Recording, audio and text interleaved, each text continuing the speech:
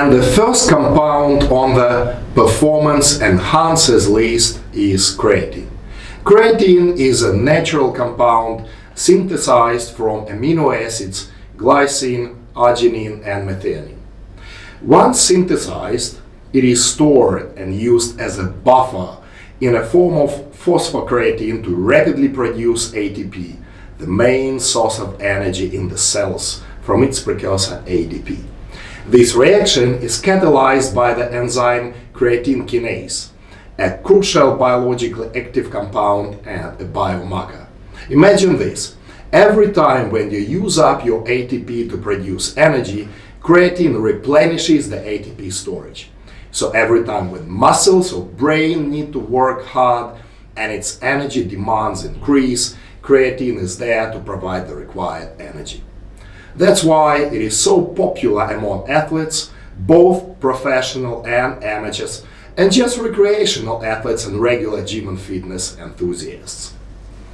Although the majority of creatine stored in the muscle tissue, it is also present in brain, heart, testicles, liver, and kidneys. Due to its safety and availability, creatine is often used by younger individuals, even by teenagers. The intake of creatine helps to improve muscle strength and endurance and increase a lean muscle mass. It also enhances recovery and facilitates faster adaptation to training.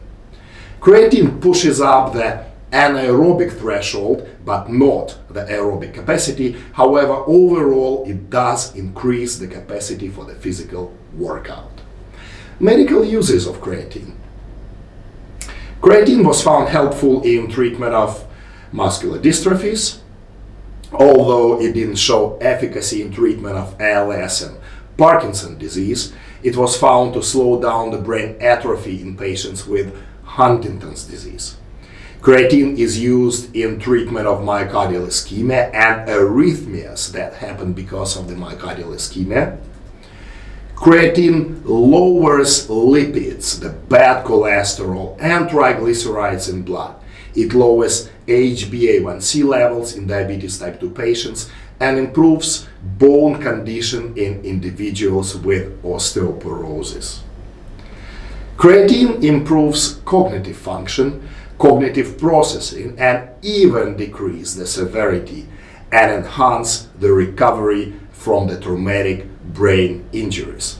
The studies show that in combination with caffeine, creatine is capable of ameliorating the negative effects of the sleep deprivation and hypoxia.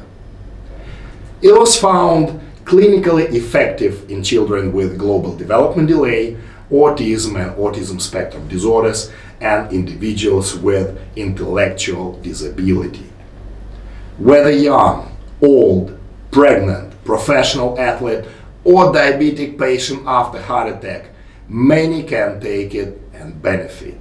And by the way, vegans have quite lower levels of creatine in their body compared to those who eat the regular diet. When is the best time to take creatine and at what dose?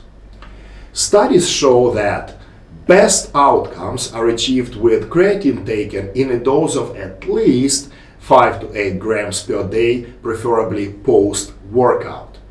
There are various protocols of creatine intake, including the loading dose for the first 5 to 7 days.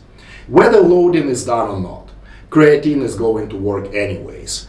And studies have shown that intake of 30 grams of creatine per day in a span of several years did not cause any negative effects on health of the subjects. Who can't use creatine? Well, people with kidney disease and kidney failure, people with lung issues such as pulmonary edema should be more careful with creatine, as well as should avoid extreme dehydration while using creatine. Side effects are relatively rare, taking into consideration the amount of users of this supplement, and include water retention, which often is transitory, and the mild abdominal discomfort.